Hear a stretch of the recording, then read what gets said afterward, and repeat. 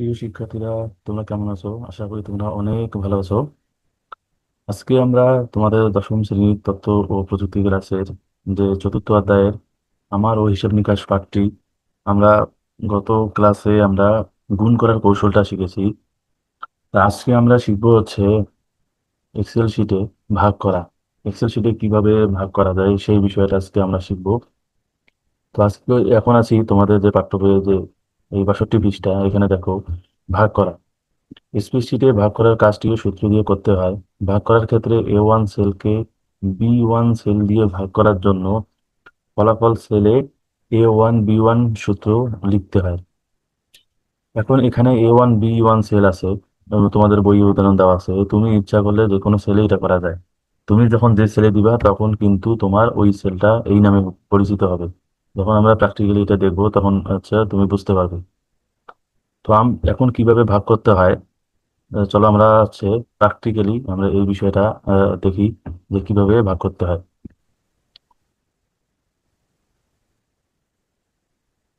প্রিয় শিক্ষার্থীরা, আমি এক্সেল শিটে এসেছি। তো এক্সেল শিটে এই সেলে আমি একটা সংখ্যা লিখলাম, মনে করো 2500 লিখলাম। আর আমি এটাকে ভাগ করব, মনে করো 5 দিয়ে। 5 দিয়ে ভাগ করব। তা এখন দেখো, তোমরা যেহেতু বইয়ে দেখছো A1 B1, তা এখানে তোমার সেল নাম্বার কত হবে? মনে করো এটা হচ্ছে কোন কলামে আছে, দেখো কলাম ডি কলামে আছে। আর কত নম্বর রোয়ে আছে? এই যে 21 নম্বর রোয়ে। ঠিক আছে।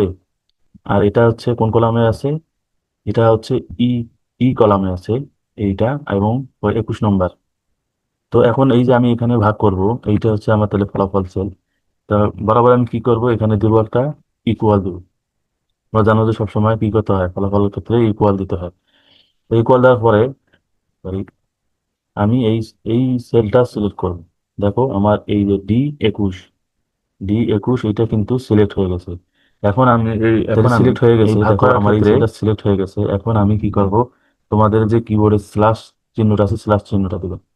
তোমার এক্সেল শিটে ভাগের ক্ষেত্রে এই স্ল্যাশ যে চিহ্নটা আছে এইটা ব্যবহার হয়। এখন আমি হচ্ছে তারপরে এই যে যেটা দিয়ে ভাগ করব সেটা আমি সিলেক্ট করব। দেখো এটাও কিন্তু কি হয়ে গেছে, সিলেক্ট হয়ে গেছে, যে আমার 21, তাই না? এই যে নাম্বার এবং হচ্ছে 21 রয়ে আছে। এখন আমি যদি ইন্টার প্রেস করি, দেখো আমার কিন্তু ফলাফল বের হয়ে গেছে। তো এইটা হচ্ছে তোমাদের ভাগ করার নিয়ম এক্সেল শিটে। তা তোমরা এখন কি করবা, তোমরা প্র্যাকটিস করবে। তোমাদের যে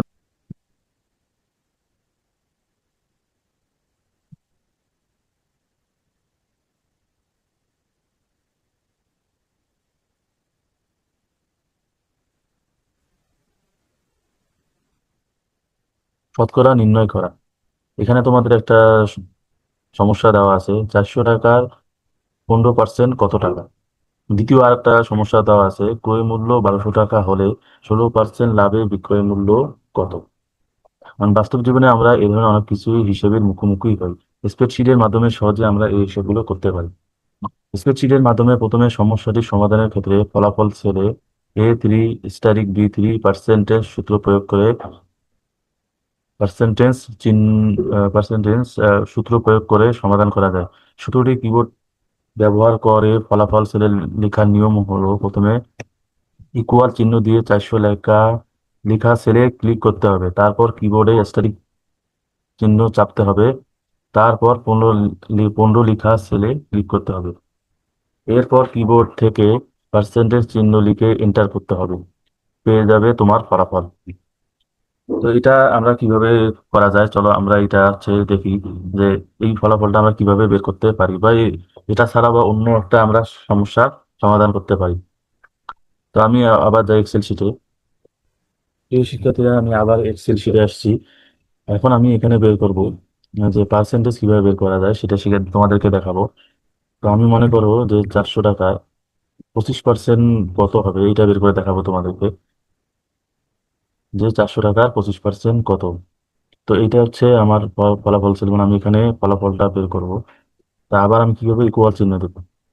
ইকুয়াল চিহ্ন দেওয়ার পরে তোমাদের নিয়ম অনুযায়ী কি হবে, এই যে সেলটা আছে এই সেলটা আছে সিলেক্ট করবো। তো এটা সিলেক্ট হয়ে গেছে। এখন আমি কি করব, অ্যাস্টারিক চিহ্নটা দেবো।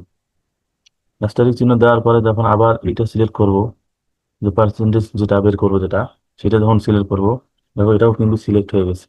সিলেক্ট হওয়ার পরে এখন আমি যদি ইন্টার চাপ দিই, দেখো এটা কিন্তু আমার বের হয়ে গেছে যে 400 টাকার 25% কত হচ্ছে তোমার 100 টাকা, তাই না? এখন তোমরা কি বের করতে পারবে না সহজেই? তো তোমরা বের করতে পারছো কিনা অবশ্যই কমেন্টে আমাকে জানাবে তোমরা। এখন আমরা চলো হচ্ছে দ্বিতীয় সমাধানটা করি। তোমাদেরকে পাঠ্য বইয়ে যে আরেকটা সমাধান দেওয়া আছে, আমরা ওই সমাধানটা আবার দেখি। এখন দেখি, আচ্ছা তোমাদের যে দ্বিতীয় সমাধান, দ্বিতীয় সমস্যা যেটা আছে, সেটা হচ্ছে ক্রয় মূল্য 1200 টাকা হলে 16% লাভে বিক্রয় মূল্য কত? তোমাদের এই সমস্যার এই যে সূত্রটা এখানে দেওয়া আছে, তাহলে দ্বিতীয় সমস্যাটি সমাধান করার জন্য আমাকে কি করতে হবে? A3 A3 প্লাস A3 সূত্র প্রয়োগ করতে হবে। তো এখানে প্রথমে আমি কি করবো তাইলে, 1200 টাকা উম, ক্রয় মূল্য 1200 টাকা হলে 16% লাভে বিক্রয় মূল্য কত? তো তোমরা যেহেতু শতকরা নিয়ম তোমরা জানো যে যখন লাভ হয় তখন ক্রয় মূল্যের সাথে লাভটা যোগ করে তোমার হচ্ছে বিক্রয় মূল্য হয়, তাই না? তো আমরা চলো এখন এই জিনিসটা এখন করি।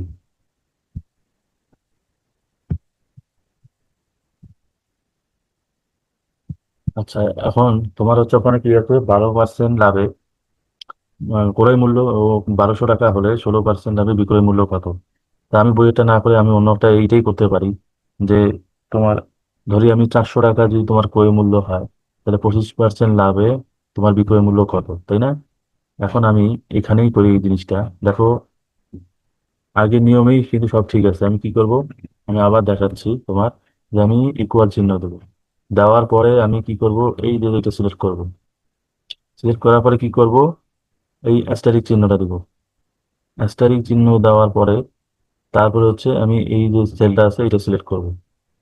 সিলেক্ট করার পরে যেহেতু ওখানে আরেকটু বলা আছে কি, প্লাস চিহ্ন দিয়ে আবার কি করতে হবে, তোমার এই যে ক্রয় মূল্যটা সিলেক্ট করতে হবে। আমি কি করলাম, একটা প্লাস চিহ্ন দিলাম। দেওয়ার পরে যেহেতু তোমার লাভ সহ ক্রয় মূল্যটা যোগ হয়ে তোমার বিক্রয় মূল্য বের হবে, অর্থাৎ আমি এখন কি করব, এই যে ক্রয় মূল্যটা আবার সিলেক্ট করব।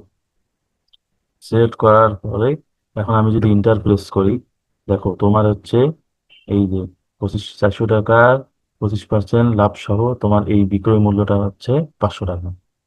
এখন আমি এখানে দেখো এক্সেলের একটা মেজিক দেখো, আমি এখন এখানে অন্য যদিও দেই যে তাহলে 500 টাকার, ঠিক আছে, এই 5% লাভ সহ তোমার তোমার হচ্ছে মনে করো 500 টাকা ক্রয় মূল্য, 5% লাভ সহ বিক্রয় মূল্য কত আসে। এখন আমি যদি এই যে দেখো এই কোনায় যখন আমি এটা ধরতেছি তখন প্লাস চিহ্নের মতো আসছে। তো আমি এখন তোমার মাউসের রাইট বাটন চেপে ধরে যদি তুমি এটা নিচে নামায় দাও, দেখো অটোমেটিকলি তোমার রেজাল্ট কিন্তু চলে আসছে। তোমাকে আবার নতুন করে কোনো সূত্র লিখতে হচ্ছে না।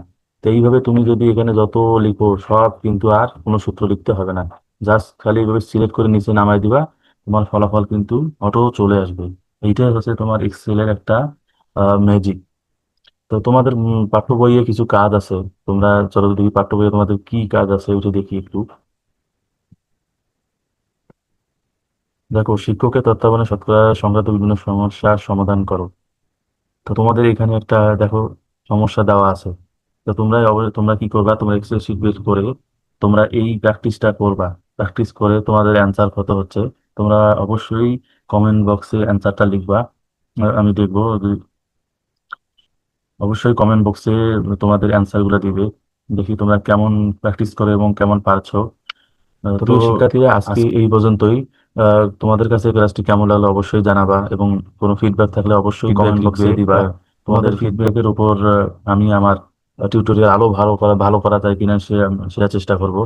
তো আগামী টিউটোরিয়ালে আবার দেখা হবে। এই পর্যন্ত সবাই ভালো থাকো, এবং বরাবরের মতোই বলি, তোমরা যারা এখনো আমার চ্যানেলটা সাবস্ক্রাইব করোনি অবশ্যই চ্যানেলটা সাবস্ক্রাইব করবা। সবাইকে ধন্যবাদ। সবাই ভালো থাকো।